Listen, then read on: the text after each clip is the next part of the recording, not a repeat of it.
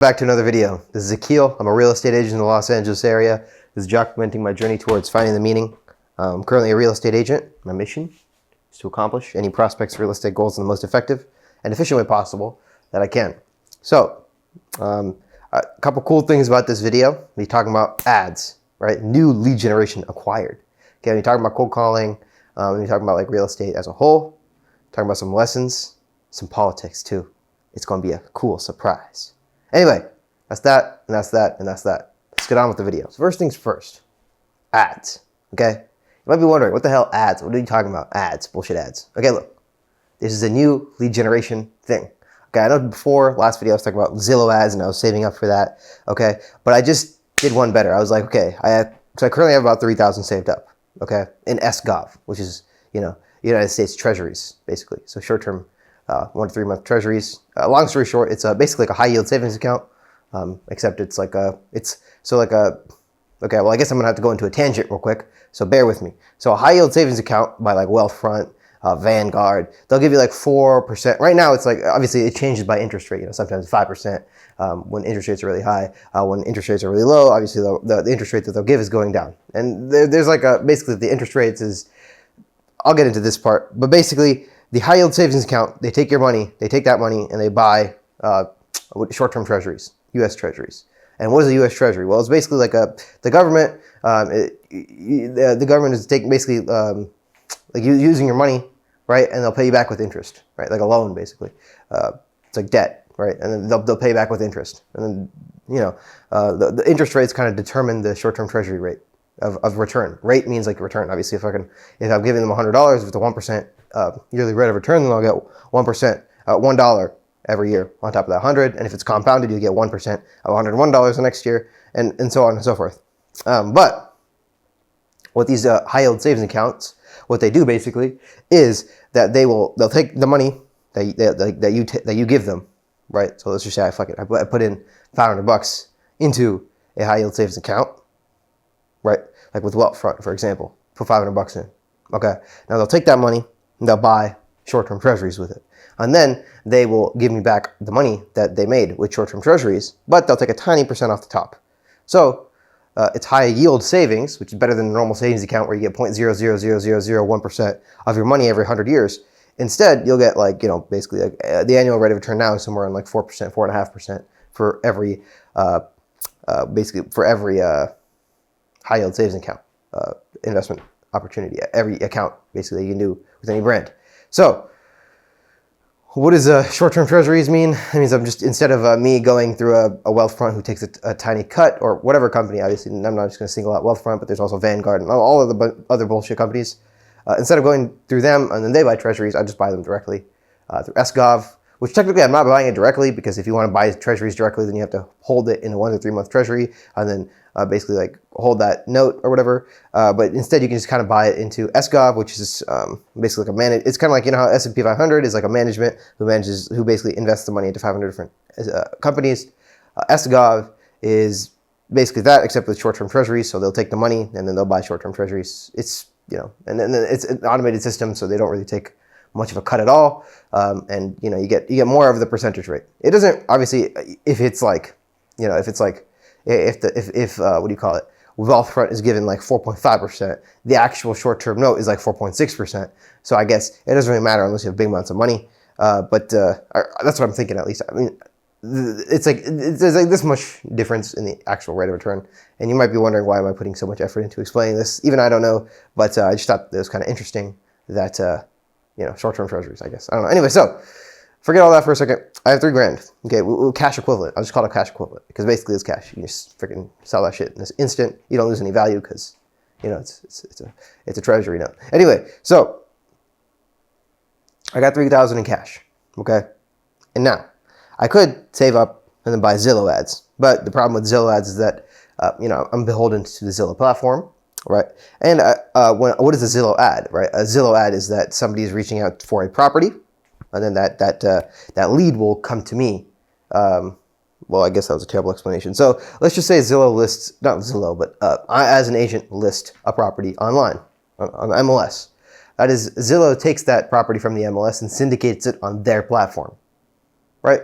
So if I look up 1234 Ocean Avenue, okay, and I go onto Zillow, and then there's a little request a tour button. If you click request a tour, even though I'm the listing agent, that request a tour, that request does not come to me.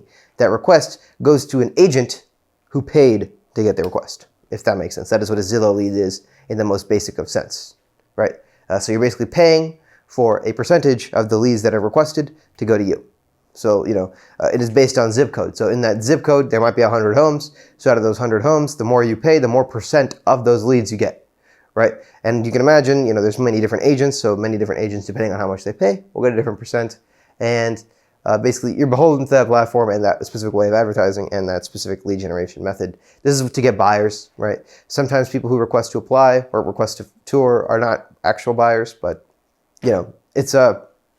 it's basically a tried and true method of advertising. However, obviously the margins are going to be very slim because if every agent is competing on it, they reduce the margins to a slim. It's just naturally supply and demand will make the margins super slim. So as such, the margins for Zillow leads, since it's again, but basically by auction, the margins are very, very slim for any agent who's buying it because it's already a very established thing. The margins obviously for a established lead generation system is going to be far less than a brand new lead generation system that is not as tested and also is not proven for results. So that's all to say. The real reason I'm not doing saving and Zillow leads is because I noticed it and I was like, okay, there's Facebook ads, right? There's Facebook ads. And there are people on Facebook who own a property and who may want to lease out that property, right? And what really started this is that I noticed, I was just listening to different podcasts, and I noticed, a lot of other businesses have a lot of success with, learning Facebook ads or other ad platforms and marketing on those platforms in order to get leads. And what I thought in my head is like, okay, I have $3,000. And so last year, this is the way I rationalized it in my head. So last year, right, the entire year I pretty much dedicated to door knocking and at the start of the year, cold calling and stuff like that. So it was really one-on-one contacts, basically. I was calling one-on-one to as many people as I could, right? And this strategy, right, I cycled through door knocking. I did that for almost 6 months, and I realized it was terrible. I did cold calling expires, and I realized it was pretty similar to door knocking. And I also started cold calling. I also started cold calling the leases, the lease listings that I'm continuing to cold call now too. So I started cold calling those, and I found out that one successful avenue of cold calling, which was lease listings, right? And now I do lease listings as much as I physically can, and obviously there's a limit on how much I can physically call lease listings because there is not that many lease listings available on the market. And so now I can call for basically 2 weeks straight, right? And then at that point I have to wait another week and a half, and I can't really make any more calls because there's not that many leads. And there's not really much of a way to solve that other than, right, because again, I'm limited to this one lead generation platform. So that, which is cold calling, right? So that made me think, okay, so I can either save up this money that I'm making. Odds are I'll probably make other money by the end of the year, and I can either keep saving that up and then buy Zillow leads at the end and hope that works, or I can actively try to find another lead generation method while I have 1.5 weeks of free time every time in the month. It's not free time, it's time that I just physically can't use to call that, so I end up using it by just trying to do other stuff that is productive. Okay, let me just try to, analyze what I've been doing in the calling. Let me watch the recordings I've had. Let's see how I can improve. Let's see what I can do here. Let's service these leads. Let's do showings here. Let's do this. Let's do that. So I try my best to fill it up with obviously as much productive items as possible. But what I'm noticing is I do have time, for example, for another lead generation system in that time frame. Okay? So that's all to say. I wanted to start, right? In the meantime, while I have this $3,000 in cash equivalents, I will start using Facebook ads. And the reason for this is because Facebook ads, I get to obviously choose the amount I'm spending, which right now is $30 a day. I get to learn marketing, right? In the sense I get to learn Facebook ads. And the skill of Facebook ads is very valuable, right? So this is the plan actually. I'll just go over it. So the first thing I did, obviously, let's take a quick step back. Sorry. So the first thing I did was I decided, okay, so I have a lot of free time. So let me try to find another avenue where I can cold call. So I went to see, okay, who else can I cold call, or even door knock or go in person and to do some one-on-one lead generation. And what I found was, in terms of one-on-one lead generation, there's not as many one-on-one lead generation methods that, because it has to meet a certain criteria, right? The first criteria is that the lead generation method has to be effective, right? As in like, well, actually, let me break that down a little bit better. Let me just restart again. So the first lead generation criteria means the lead generation, the prospect has to be in need of your service, right? So for example, in lease listings that I'm calling right now, the lease listings have been on market for a while and they aren't renting. So they are in need, right? They are in need of needing, they are in need of an agent to help rent their place. They're in need of a tenant, right? And they're like, and at this point they're kind of frustrated. Maybe they're using a property manager and he sucks, or maybe they're doing it themselves and they're just not able to find somebody, right? They have a really big need, right? And second thing is, there's not a shit ton of competition, right? So cold calling expired listings, so listings that were put on the market and were not able to sell, there is a huge need. But the problem is there's like 150 other agents calling that exact same lead the second it comes out, right? So the problem you end up running into is, yes, they are effective, but you can't even get them on the phone because they just block out all the calls or change their number the second they go expired because they're expecting 150 callers, right? So, and it's impossible to really differentiate yourself like, hey, I'm an agent, blah, blah. Okay, they're just going to be like, beep, beep, beep, just freaking end every single call they get because they know that if you get, like, I'm not even joking, no joke, in the LA area, if you have an expired listing and your contact information is easy to access, you will, no joke, get like 40 or 50 calls within the first day. No joke. This is like their phone will just not stop like buzzing for like literally like 30, 40, 50 calls in a single day. It's unbelievable. So that just causes them to shut out everything. Most, like, if you get 50 calls in a single day, like just imagine, like, okay, you want to buy a car, you go to the dealership, and maybe that dealership didn't have the right car, but you gave them your number because, like, hey, if you guys see the car I am looking for, please give me a call. And then the second you walk out of the store, 500 or like 50 other dealerships start calling you. And you have no idea which one has the right call. You're just getting so many calls. You're getting berated with calls. Are you looking for a car? Car now. 50% off this car. 50% off that car. Get your new blah blah blah car today. Like you're gonna be like, what the hell is going on? And you're just gonna shut all of it out, right? You're just gonna shut everything down, right? You're gonna be like, well, my listing was already in the market for this long, right? If you had somebody, why didn't you call me before or call the other agent? Now you're calling me. It's not an effective lead generation method. That's all to say. Door knocking, the problem was there wasn't as many people doing door knocking. It does exist, but not really many. But the problem was people weren't in need, right? Like you can knock on 1,000 doors. Most of the time, people aren't in need. And if they are in need, they already have an agent. So it just wasn't effective for that reason. So you have to find somebody who's in need of a real estate agent and is not getting berated by 1,000 other agents. Right, so open houses are a good thing for that because that same client may not be berated by 1,000 other agents. They just go to an open house for the first few times, or they're just looking around or whatever, and they are in need because they went to that open house and they're looking for a place to buy. Clearly, because they're going to open house. On some level, they are interested in seeing the house. So that's all to say. I looked through and I kind of just combed through multiple different lead generation one-on-one ideas, like cold calling, okay, old people, cold calling, like probate or whatever, like the person recently just died, so you call their family or something. You cold call people that are maybe affected by the fire. But what I found is like, okay, out of all these lead generation protocols, either there's always like a common like problem with all of them. Maybe it's not sustainable, there's not enough leads at all. Like for the fires, I could do that for maybe a couple months, but once the kind of fire stuff blows over, it's just like I don't want to spend a lot of time on something that I can't do for a really long time. Right? It's not like an infinite lead generation source. There's not like 100 fires going on at all times where I can just keep calling people affected by the fires. Plus, I think it's kind of like a little weird, like, oh, your house just got burned down, you looking to sell? It's like, I don't know, it's kind of weird. But I'm not sure if that really makes sense. And like probate, yeah, there is like people in need, but most of the time they reach out to a probate attorney and the attorney has to recommend to an agent. And the problem with that, so I'll take a step back real quick. That is a little bit different and I'll get into that right now. But first thing is I couldn't really find anything that really matches the criteria where somebody's really in need and it's like obviously a long-term type of lead generation and they're not being berated by 1,000 other agents. I can't really find any other thing other than lease listings in terms of calling or door knocking. So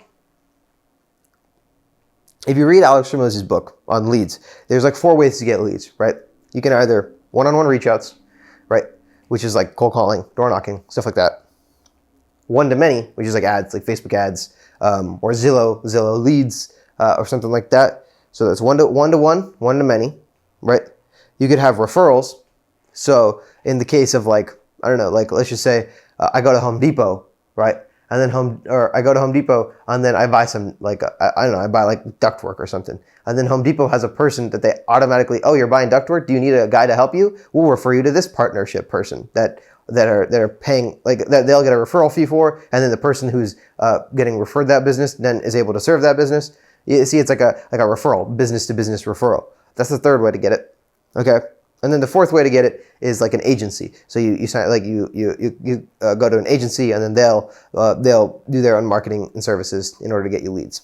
So agencies in real estate are mostly just scams. So that's pretty much, if you could actually get high quality leads in real estate that are looking to buy and sell with any agent, then you would pretty much just hit the holy grail, and you would never give that up to anybody. You just use it yourself because it's just so lucrative. Like, imagine if you had a gold standard of leads that everyone just, like, every time you did this one thing, people just wanted to list with you, or list their house with you. Like, the amount of effort that it takes to list a house is like this much. Like, if you're a big agent, because you can just get somebody else to show it, somebody else to hold the open houses, and you can sell the house. The only thing you have to deal with is the offer process, which is really not that complicated and won't take too much time. So you can, in theory, there's like some agents like Chris Cortazzo who have like 65 listings, like literally 65 active listings. And they're all super high-end, like $25, $30 million listings. And you can have like a shit ton of listings. And because again, you can just have somebody else show them. All you're really doing is going on the presentations. Whenever an offer comes in, you're talking with the seller with the offer. And out of the 65 listings, you maybe have a couple of them getting an offer every few weeks, or a couple of them, or maybe like 4 or 5 of them getting an offer every week. And then you just figure that out with the seller, and all the other shit you can just kind of basically automate it or sub allocate it to somebody else. But if somebody had the listings, like an ability to get a shit ton of listings or shit ton of buyers, it's pretty easy just to keep that to yourself, and then just like, again, if you get 30 grand for every, and you have like a list of people who are going to basically just give you 30 grand to list their house, as in like that's basically what you're getting. Then obviously you're going to be like, oh shit, yeah, I'm going to do this. I'm just not even going to give this. Why would you sell those leads? It doesn't make sense. So agencies, there's basically no agencies in real estate that I can see. Maybe I'm wrong, but for right now, I just don't see any agencies working out. So now, referrals. So I actually looked into this, referrals. Like, okay, what is a business, right, that is very corollary to real estate agents that could refer clients to a real estate agent? And one of those is a probate attorney. So what is a probate attorney? What the hell what is that? Well, probate is basically the process of, let's just say, Grandma Susie died. Okay, Grandma Susie had a house. It was worth $1.7 million. Okay, Grandma Susie was loaded. But Grandma Susie never ended up having a will or anything like that. But she does have a couple kids. She never ended up writing a will because Grandma Susie didn't realize that she needed one, or she never had a trust or anything. So the house was in Grandma Susie's name, but now she's dead. So now what happens to her $1.7 million estate? There's 3 kids who all want it, right? So obviously that process is called probate, where, basically it goes up to the courts, and then you have to get a probate attorney who's going to work on it. And then that probate attorney, if they're going to sell the house or whatever, it's kind of just like figured out. And this is a really long process, like 6 to 12 months, basically. It's like a really, really terribly long process. Ideally, most people want to avoid probate because of how long it is. But then, the asset is, whatever it is, all the assets owned by Grandma Susie are, divided up and given to the right people. Like, okay, there's Grandma Susie's daughter or whatever, and then Grandma Susie's grandson or whatever. And then, it's divided to the right person, the right things.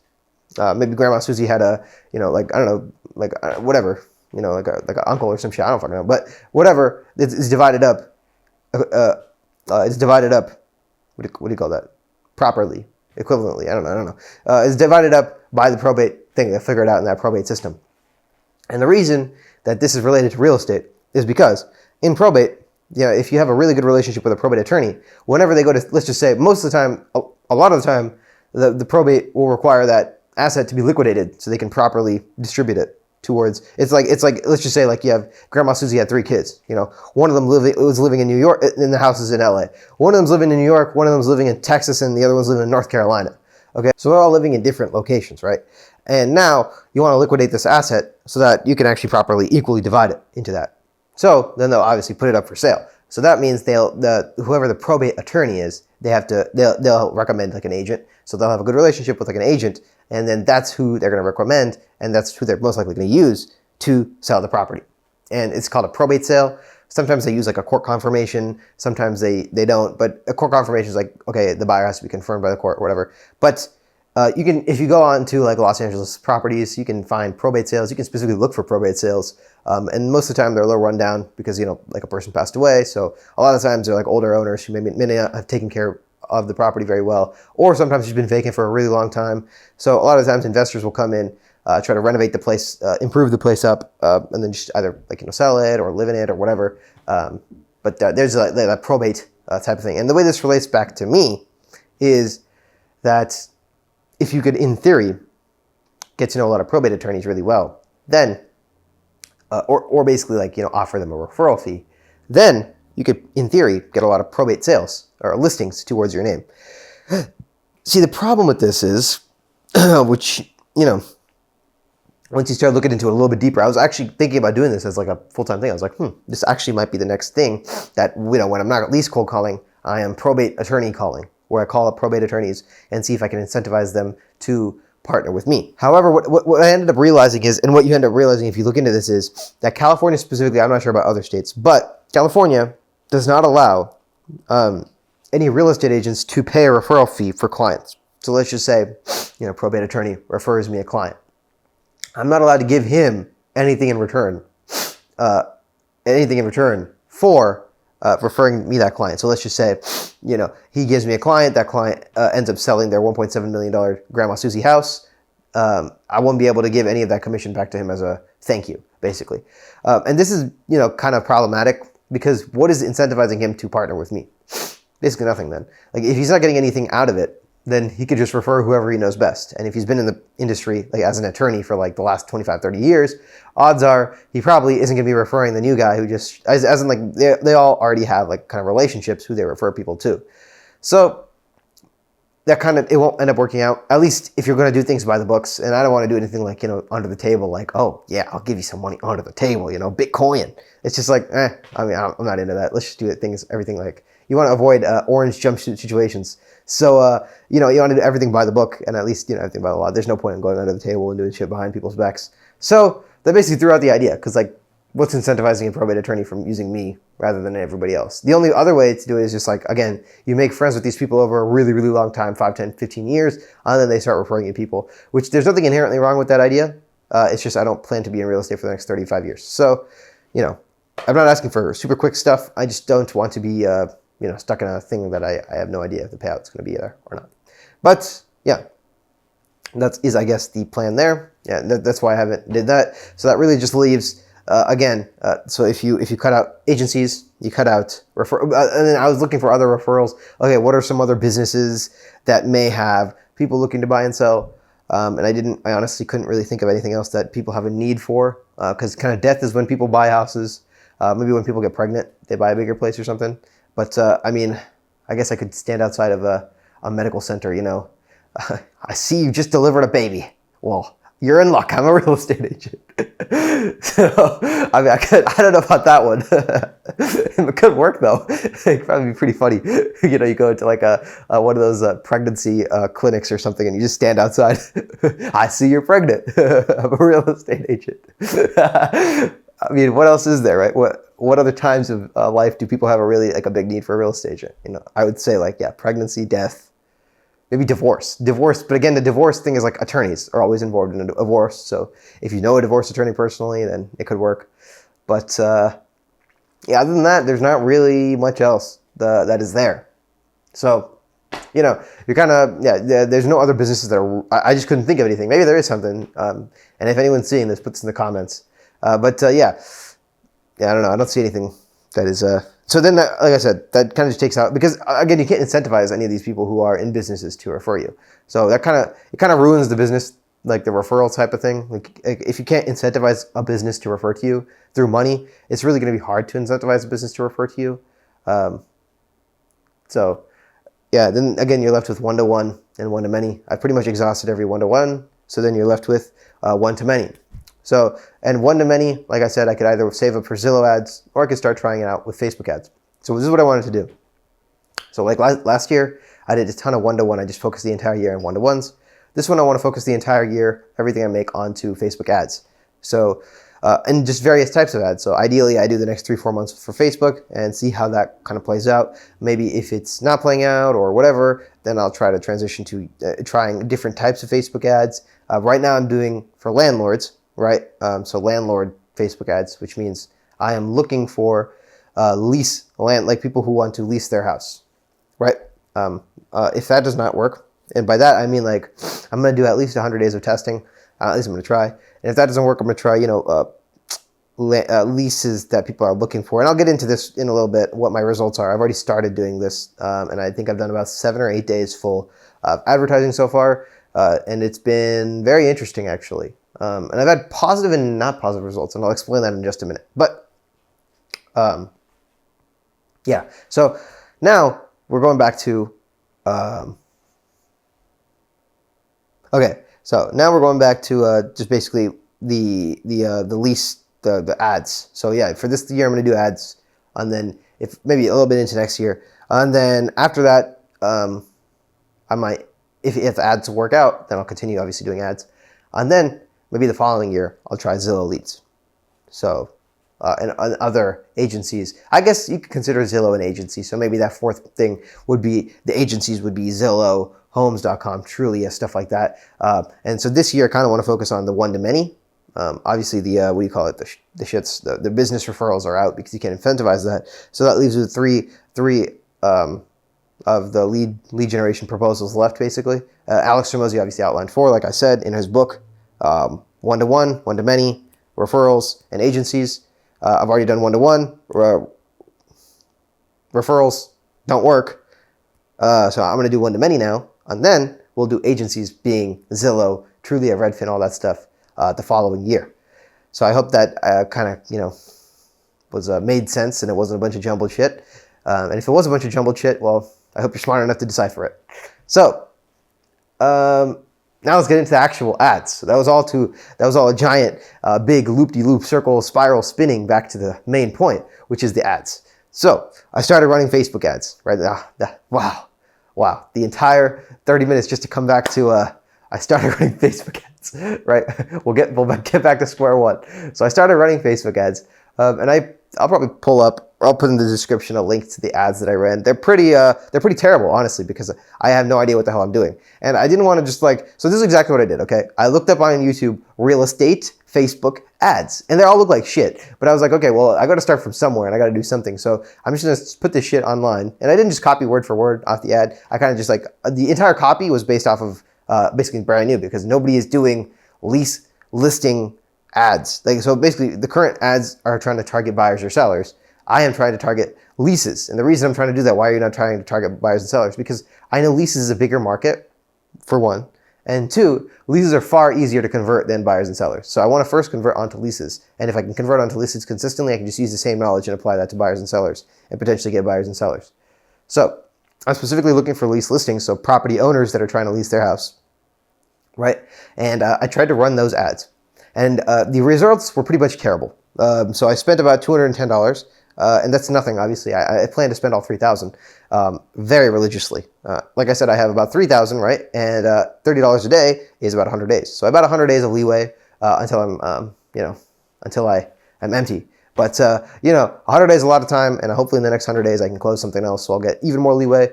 Basically, each what do you call it? Each $1,000 I get is like 30 days worth of. It's a little bit more, obviously, but it's like 33 days worth of. What do you call it? Of ad spend. So, and obviously, if I have a really successful thing, I'll spend as much as money as I can on a day. If it's very successful, I'm getting a ton of leads. I'll spend $10,000 a day if I can. I don't really care. Everything's back into the business. But this is what I'm getting. So from the $30 a day, I got 11 leads, and you might be like, "What? That's fantastic! $210, 11 leads. You are a genius." Nope. All those 11 leads are all shit. Here's what I'll tell you. Okay, so the way I was doing it is I was using an instant form, right, through Facebook. So they'll if they're interested in potentially leasing their house, basically the ad said, I tried I dynamic tested, this is going to get a little weird. So in ads, Facebook ads, right, a Facebook ad is basically like a Facebook post that you can advertise to many people. And hopefully the goal of each Facebook ad is different for each company. Like obviously Amazon is going to have a little bit different of a idea if they're advertising on Facebook than Joey, the Shopify drop shipper, compared to like like freaking QuickBooks or something. Obviously they're all going to be trying to promote their product or service. But some of them are more going to be focused, like Apple's probably going to be more focused on branding rather, or Nike's going to be more focused on branding rather than direct conversion to clicks. Joey, the guy who's selling freaking, beach balls, drop shipping, he's probably going to be more focused on conversions directly from ad to sale, and then me, I'm going to be more focused on, because you can't buy my service online. You can't just go up, okay, lease house, use Akhil Rugalas as real estate agent, okay, boom, purchase. You can't do that, obviously. So what I'm advertising is, hey, it's a free consultation on your lease listing if you're looking to lease your house. And I tried a few different headlines, like looking to lease your house, looking for tenants fast. Like I tried a few different headlines, dynamic tested it. Dynamic test is basically where you can ask Facebook to test 4 of these ads, 4 of these headlines, right? And then 4 of these descriptions, and then you can mesh them all together and, in any formation to see which works best. And then Facebook over time will just try different things and see what works best, and they'll kind of give you whatever works best with their metrics. So that's all to say. I tried this, and what I realized was I totally messed up. So I put looking to, I think I put like the most, what do you call this shit? The most successful ad headline was something like looking for leasing or something like that. I don't know, something like looking to lease. I think it was looking to lease. And I guess it was very easily misunderstood as like I have a place that I'm looking for tenants for. So a bunch of, basically all 11 people who reached out were all people who are looking for a lease. And they're all like, it's all super random too. One person was like looking at like North Carolina or some shit. I was like, what? This is like an ad targeted to LA. This is like a 15-mile radius in LA. Like, I don't even know how this physically happened. That some dude in like, it was some lady in like North Carolina. She's like reaching out.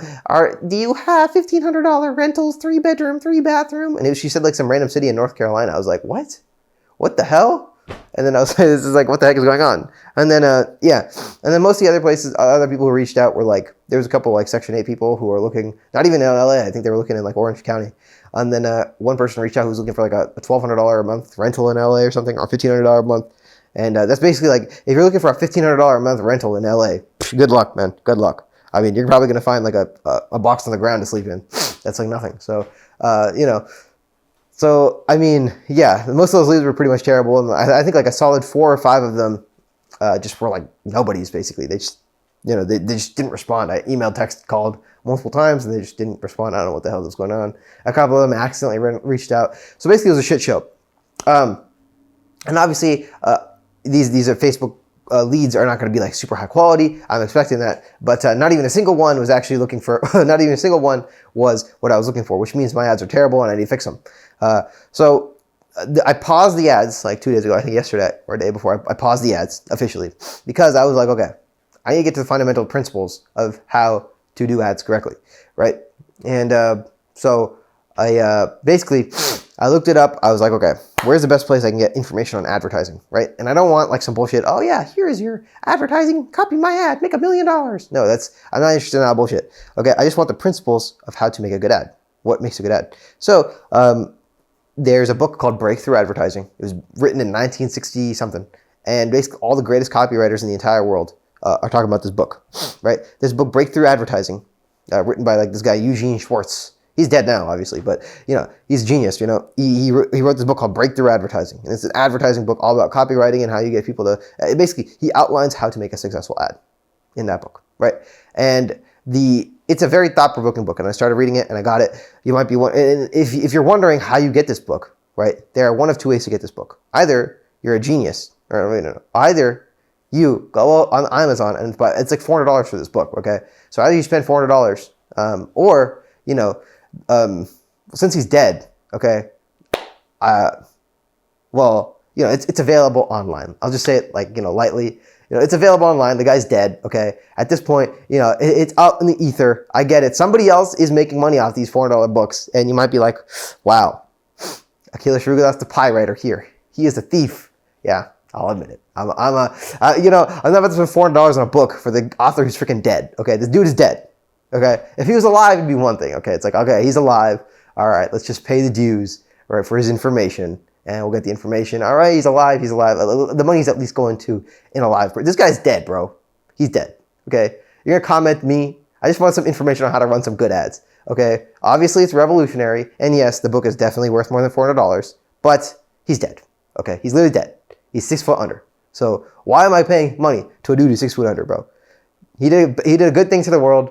Okay, let's call it a service. Okay, okay, this sounds really bad, but whatever. Anyway, so I'm reading this book where I got it by inconspicuous means. Okay, I got it by means that are not possible to discuss now, and I'm reading this book. This book is amazing, right? It's teaching me a lot, but I wanted to pause the ads because I want to actually go through the entire book.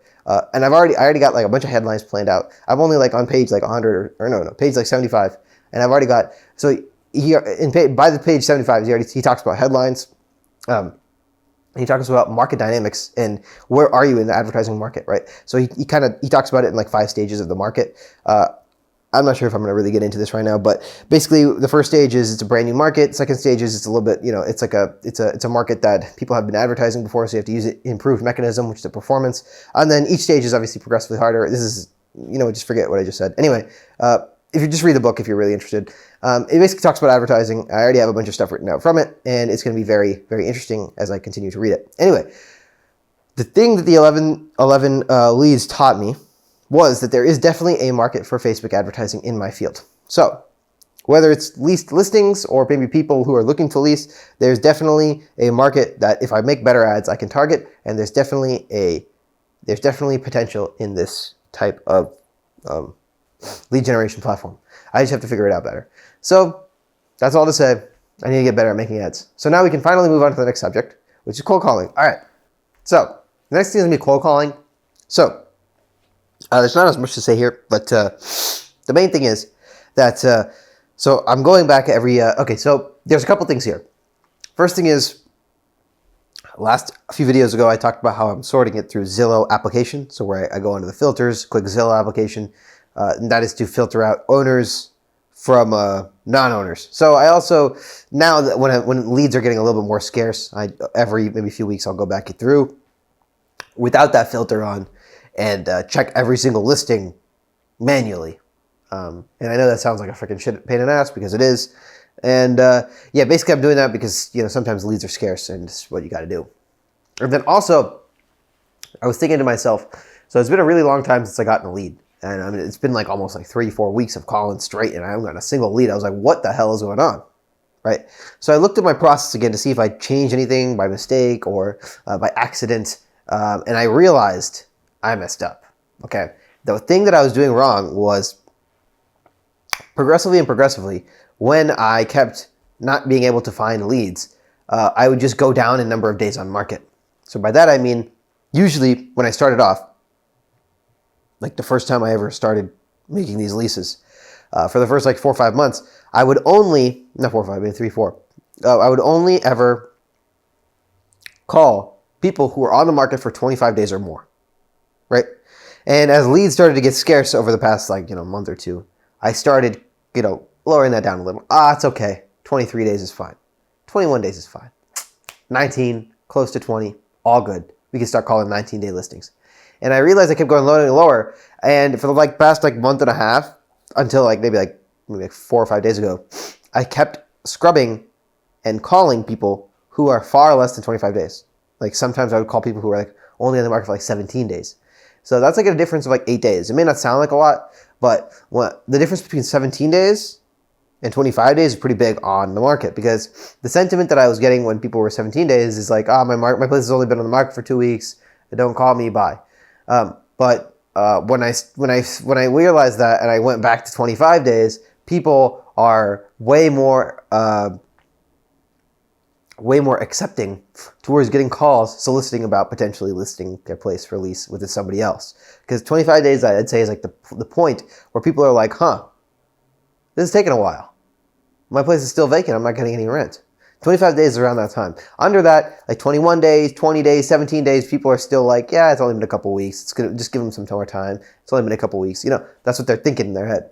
So that's all to say that this is just how it is. I messed up, and already I already had a couple leads that were 25 days plus when I was calling. I got such a much better response when I went back to 25 day plus. I was like, holy shit. It was like a night and day difference, right? I was like, holy shit, what am I doing? Why? I can't believe I messed up this bad for the last like month and a half. But yeah, I'm back to 25 days plus now. Obviously right now I'm not cold calling for like the next week because there's no leads. I called through everyone. But yeah, that's pretty much the two main things going on in cold calling. Next thing I want to talk about is for real estate. I think in the past few videos I was not contemplating, but I was talking about real estate is like, truncated. The outcome distribution is not as high as other businesses. And while that is true, the only way I would be successful at something is if I give it my all. So I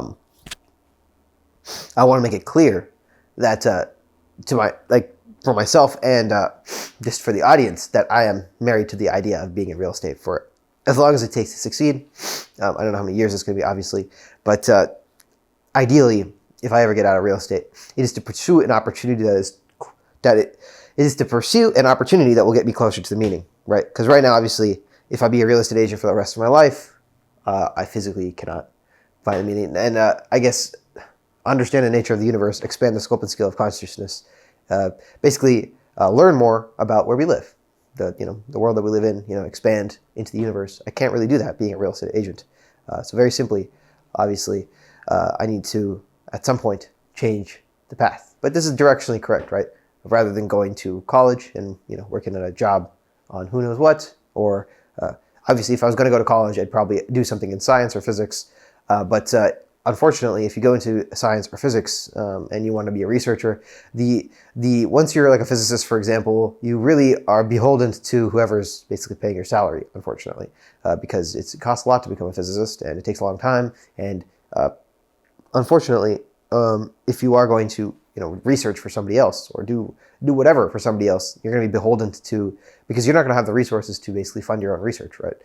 If you let's just say you're a professor, or let's just say you graduated and you have a ton of knowledge about physics, and you're ready to do research on the universe. Well, you're really going to be beholden to, let's just say you're employed by NASA. You're going to be beholden to whatever NASA wants you to work on, right? You can't self-fund yourself unless you have tons of capital or resources to allocate to researching or doing whatever you want to do better. Let's just say you're a physicist and you see that there's definitely an ability to get to Mars faster, or to exploit the resources on the moon better, that could benefit humanity.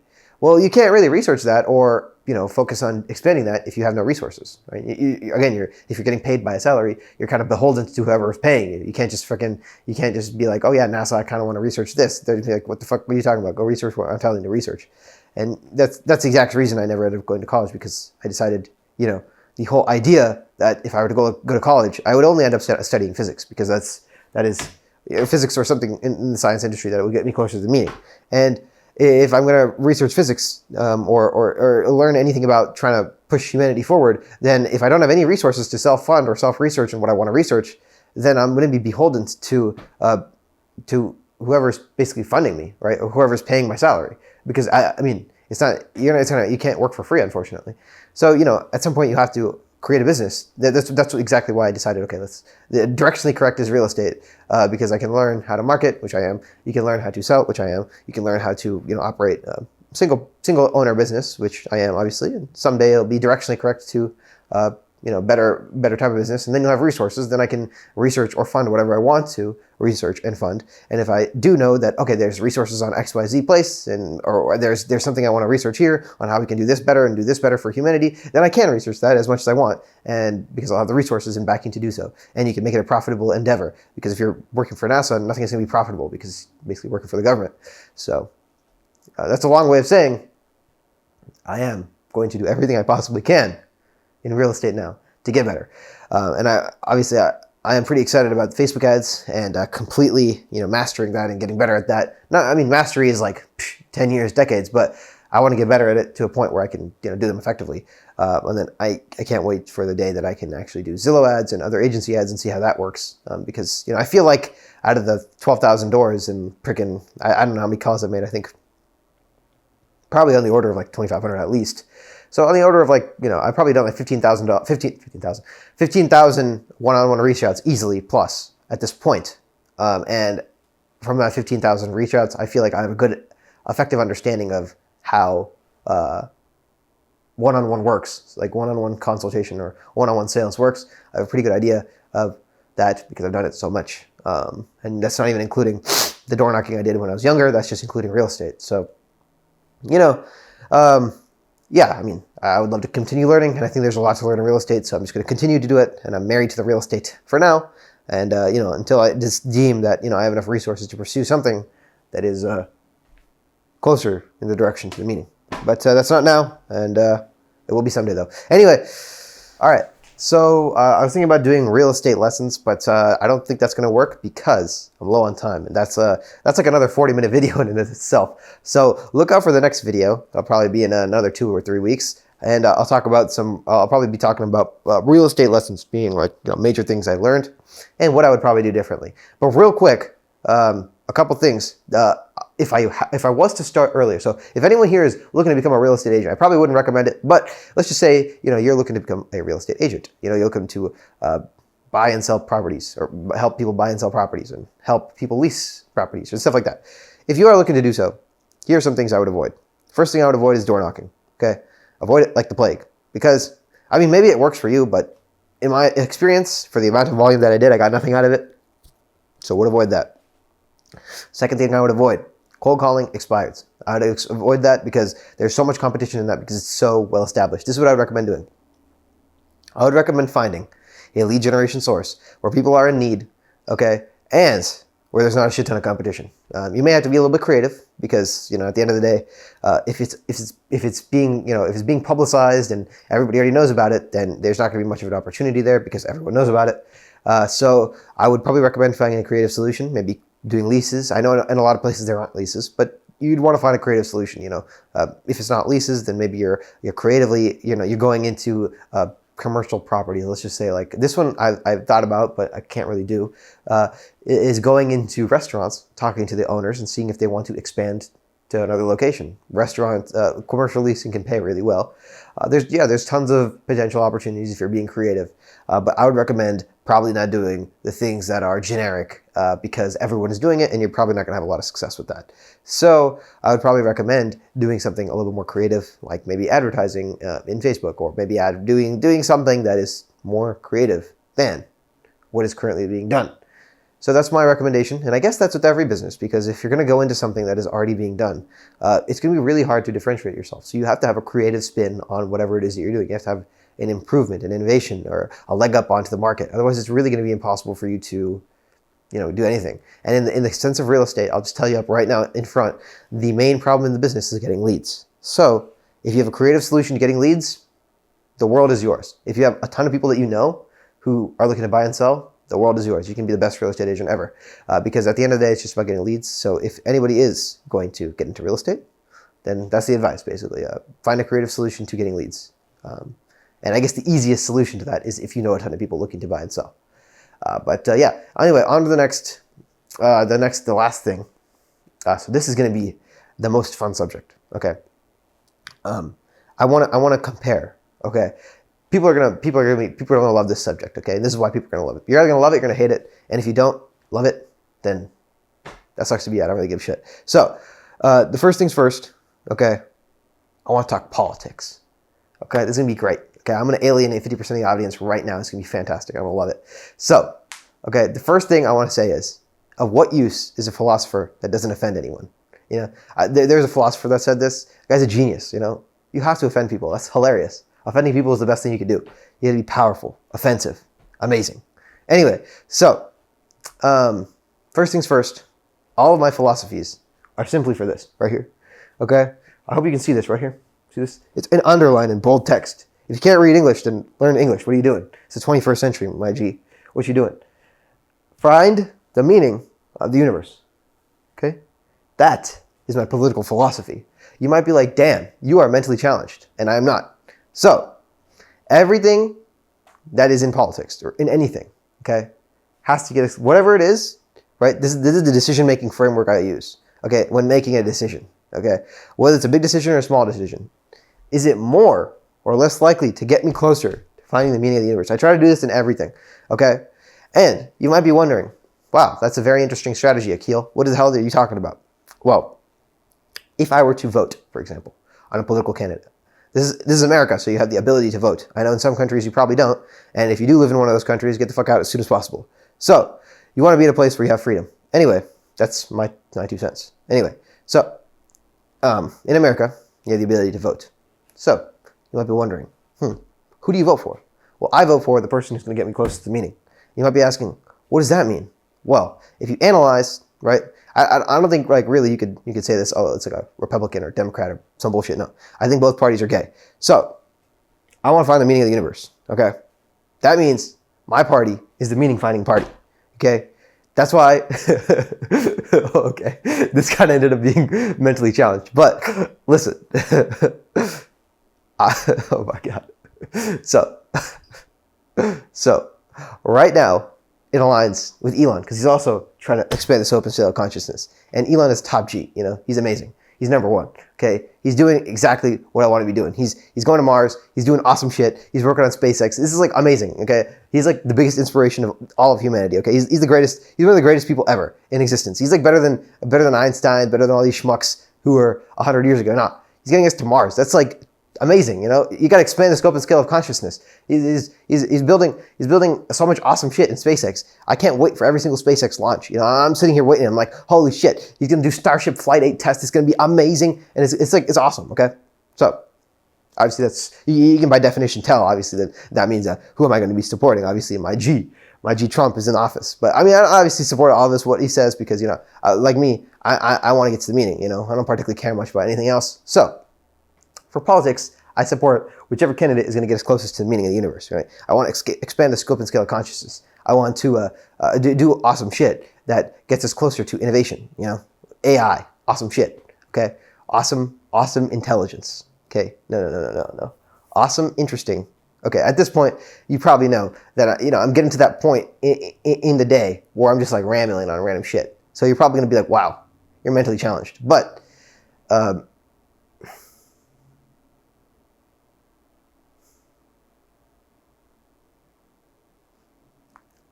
I want to talk about some general principles so that in the future, I can look back and I can be like, wow. I can either say like, because most likely in the next like, probably in like 5 minutes, I'm going to change my mind on a lot of shit. So, and by that I mean like over time, your beliefs are just going to change. So I want to see in the next like, 10 years from now or some shit, if I look back on this video, I'll probably say, wow, I was talking like, very unprofessionally or whatever. I probably will say that. But right now, this is how I'm going to communicate because this is the way I communicate. So,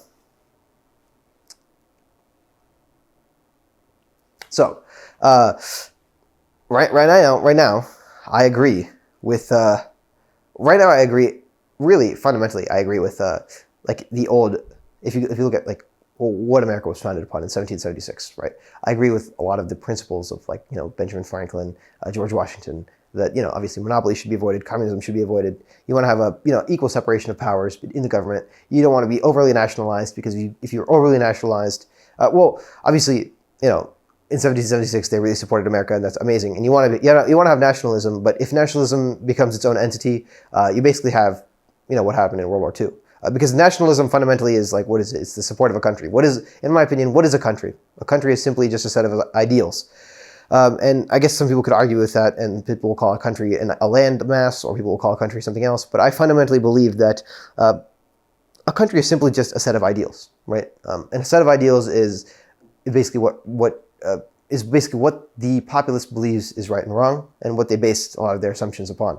Right? In America, if you look at the set of ideals, it's based on freedom. It's based on equal opportunity. It's based on it's based on individual and personal success and stuff like that. If you look at India, the country's ideals are really heavily based on religion. It's really heavily based on God.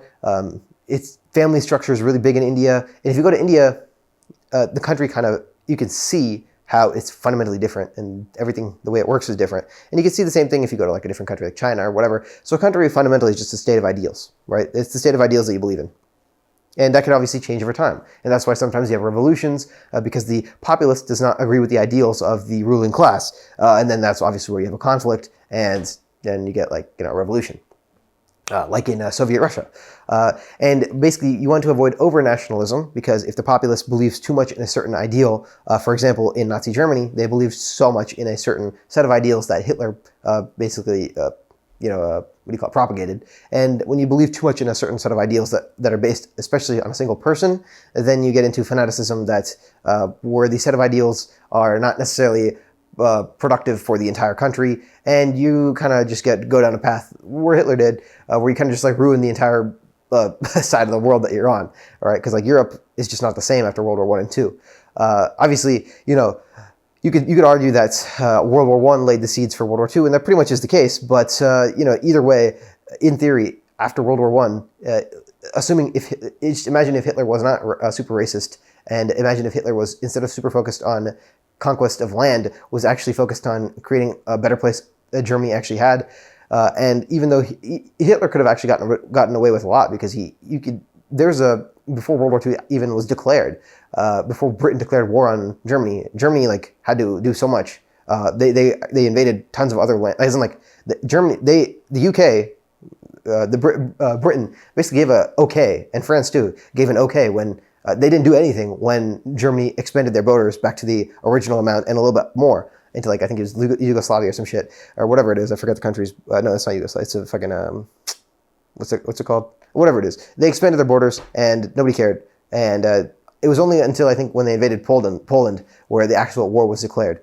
But in that sense, if the ideals were, instead of hating a certain class of people and killing them, all of them, and the ideals were also basically to conquer other land. If the ideals were instead of that, the ideals were actually about innovation, growth in technology, solving real world problems that all of them are dealing with, and solving those problems with technology and industrialization, and not necessarily in a militaristic sense, but in a solving problem sense. Then I think we could actually all be speaking German right now, because especially pre-World War One. You could argue World War Two, maybe not, but pre-World War One, Europe was definitely the epicenter of all commerce, trade, ideas. Most of a lot of nuclear scientists that work on the Manhattan Project were actually from Germany. You could argue pre-World War One, if instead of going to a giant war that killed millions of men and destroyed finances for bankrupted multiple countries in that area, you could argue that if they hadn't done that and instead focused on innovation and maybe just in an ideal world working together, maybe potentially we'd all be living in Europe instead of America. Europe would actually be the epicenter of all trade and commerce and other things. But again, these are all I guess not really that important. What I'm saying is you don't want to have too much nationalism, because too much nationalism is really just believing in a set of ideals. And at the end of the day, if you want to find the meaning, it's not really about which country finds the meaning. It's more of as a collective human race. And there's really not much different between a French soldier and a German soldier, other than their ideals. They're still people. People are people. Obviously, people can do terrible things, but at the end of the day, it's just a simple ideals is what changes it. And really, most wars are just, again, based on two different ideological differences that are clashing. So anyway, I'm just thinking out loud here, but just kind of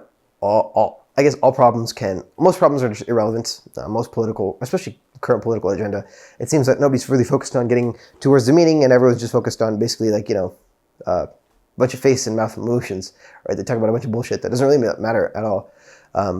Even most economic issues are really not that important when you think about the meaning. So, obviously you want to have a good economic environment, and you don't want to have monopolies, and you don't want to have socialism, because again, that's going to not lead you towards meaning.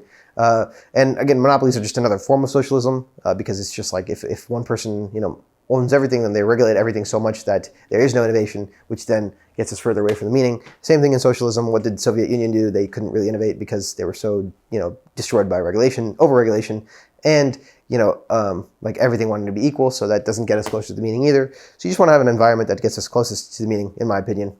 And you might want to say, okay, what does that ideal look like? It looks like as much innovation as possible, and it looks like basically as much focus as possible into solving problems in the most effective way possible.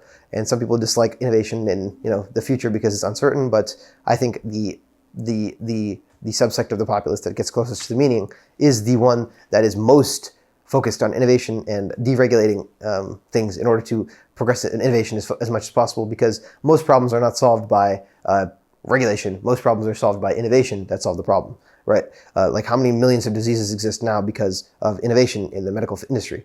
Now, I mean, think about how many, like, you used to have to think about transportation, think about everything, literally everything, knowledge. Even the fact that I'm speaking to you right now is in a huge part because I have access to tons of knowledge at my fingertips, right? Otherwise, I'd never be able to understand anything. So innovation pretty much solves all problems. All problems are soluble with innovation. And I think that's what is most conducive to understanding the nature of the universe. So I think all things, if they took that lens, then, well, the world would probably look a lot different, but I think personal responsibility is very high on that list because the individuals make up the masses. And if each individual is really heavily focused on finding the meaning, this is never going to happen, but if each individual is focused on finding the meaning, then think about how much further it would be. We would stop arguing about such bullshit and start arguing about how we can get closer to the meaning. That would be better. But yeah. Anyway, obviously there is a medium. I like Tom Bilyeu, what he says. There has to be a medium between a compassion and personal responsibility that must exist, because not everything is personal responsibility, and not everything can be compassionate, right? You can't give free stuff to everyone, but you also can't, be super ruthless whenever something goes wrong or there's a subsect of the population that needs help, because that also is not good, right? It's not conducive to finding the meaning. So, I think I like what Charlie Munger says here. You can't have perverse incentives and expect to have a good outcome. And what is a perverse incentive? Well, a perverse incentive is like the incentive structure in India, for example. A lot of things in India are very corrupt and the reason for that is what is the incentive? Well, the incentive of doing the right thing is that you have to wait extra long. You have to go through much more hurdles. Where if you just bribe somebody, then you get it done instantly, right? Or way faster. So obviously more people are going to do bribery. And now if you go to India, it's really hard to do anything without bribing if it's related to the government. Even just to go to a temple, unless you want to wait in a 6-hour line, you have to bribe somebody and then you get to the front of the line. It's just very, it's like, could you imagine going to Disneyland in the US and then, you just bribe the worker to get in the front of the line? That would never happen in the US, but that's very commonplace in India. That's pretty much how everything goes. It's because the incentives are like that. And if the incentives are so that, bribery is not even frowned upon, and the incentives are that, it's in order to get anything done, you have to use bribes, then obviously what is going to happen? There's going to be a large subsect of corruption in the government, which is exactly what the case is in India. So you want to align incentives as much as possible to, having the most conducive result possible. So realistically, you want to align incentives as much as possible to acquire what you want. In this case, it's the meaning. So, that's all to say. Whatever gets us closest to the meaning is the political structure that is ideal. And I guess this can change over time, because if you get new information that says, okay, this is the better way to find the meaning, because this will result in this, and which will result in this, which is better, then obviously you go with that strategy. But yeah. Anyway, I guess it's a very long-winded answer to the politics question. It is my political motives are whatever gets us closest to the meaning. And I think I've said that about 500 times now, so I think you get the point. Anyway, another thing is, I wanted to say this, because this will be kind of cool to look back on. I'm quite confident I'll be a billionaire. And you might be like, that's very interesting. Why are you so confident about this? Well, I just believe that I will, I can't say anything for sure is going to happen, but I am quite certain that I will not stop until I can get as close to the meaning. And I know my potential is to command lots of resources very effectively in order to get us to the meaning. So, and I'm sure over a long enough time horizon, if I don't die or gets killed in some other way, or get into a car crash and then I'm like frozen in a coma or some shit, then I'll be able to, if I'm able to continue working and getting better, then I'm quite confident I will be a billionaire or equivalent in the future. Because and that's not really that important, because I kind of need to in order to accomplish my goal. And that means, what do I mean by that? Well, I need to because I need to be able to to allocate resources in a way that gets us closest to the meaning. And you can't really do that if I don't have enough resources to get us close to the meaning. So, so basically, I'm quite confident that I will amass equivalent amounts in resources in order to, basically the equivalent of a billionaire now. In the future, I will definitely be so. Anyway, I may not be at the goal yet, but I'm moving forward every day. So that's I'm good. I'm doing good in that sense. But I think that's everything that I wanted to cover. I think we talked about advertising, talked about cold calling, talked about how I'm definitely 100% chance going to be. Wait. I think I skipped over some stuff. Ads. Holy shit, I messed it up. So in this video, we talked about ads, we talked about cold calling, we talked about some major things I learned in real estate just as a whole, some things that I'm going to be sticking with for a while, my politics for the future, so you can check it out, and in the future, see if my stances have changed. And finally, how I'm quite certainly going to become a billionaire or equivalent in the future. So that is everything that is everything I said. And I'm probably going to look back on this video and I'm going to probably say, wow, that's very fantastic. Good job. You predicted it quite well. And I'm sure there are some things I'm going to disagree with in the future. But, you know, at the end of the day, that's what learning is about. You know what I'm saying? You got to continually get better and get closer and get us closer to the meaning. And I think I've said that enough times. So onward and, yeah, on to the next.